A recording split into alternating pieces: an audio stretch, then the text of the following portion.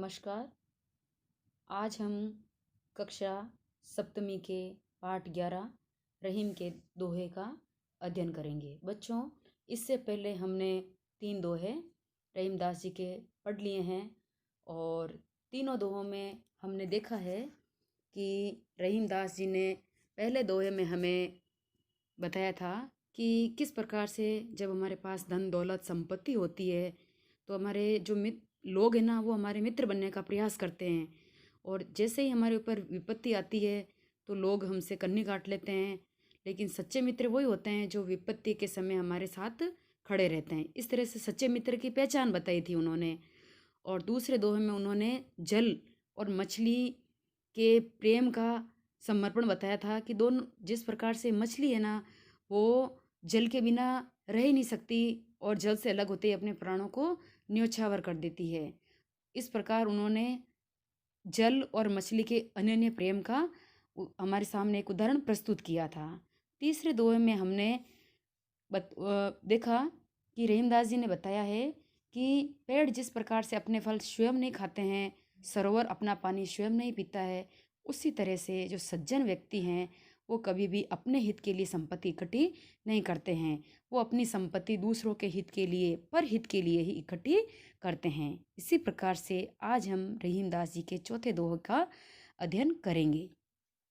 थोथे बादर क्वार के जो रहीम गहरात, धनी पुरुष निर्धन भय करे पाछिली बात। पाछिली का अर्थ होता है पिछली बातें। निर्धन यानी गरीब।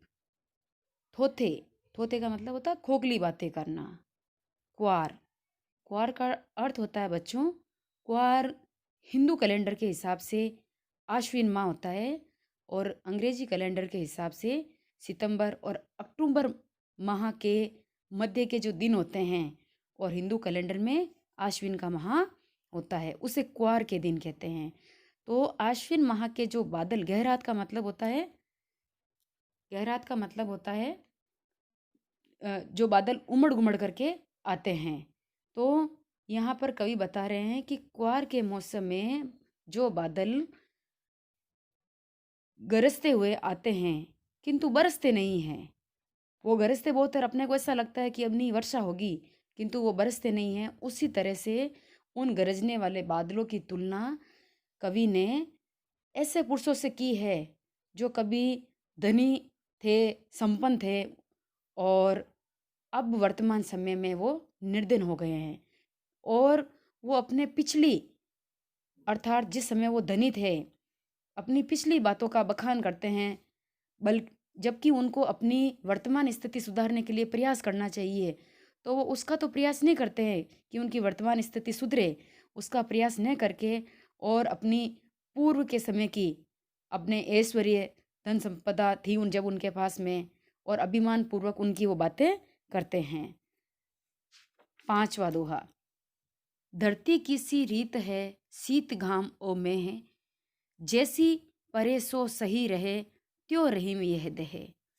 बच्चों, पांचवें दोहे में कवि रहीमदास जी ने धरती किस तरह से व्यापक है और धरती किस तरह से अपने सुख, धरती किस तरह से सारी जो ऋतु होती है, शीत ऋतु, गर्मी में जो तेज़ धूप पड़ती है उसको, और वर्षा में जो तेज वर्षा होती है, उन सबको वो सहन करती है। तो धरती की जो व्यापक सहनशीलता है उसकी तुलना हमारे शरीर से की है।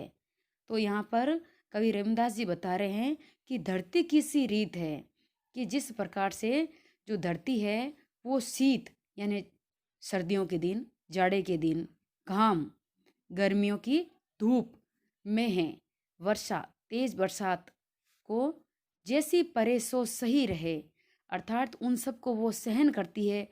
जैसी भी परिस्थितियाँ आती है वो उन सबको सहन करती जाती है। त्यों रहीम यह दहे।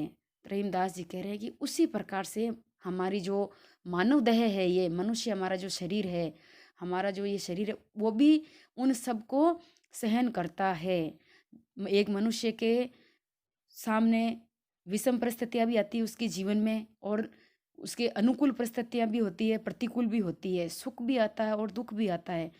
तो वो सुख और दुख सब कुछ सहन करते हुए अपने जीवन को बिताता रहता है।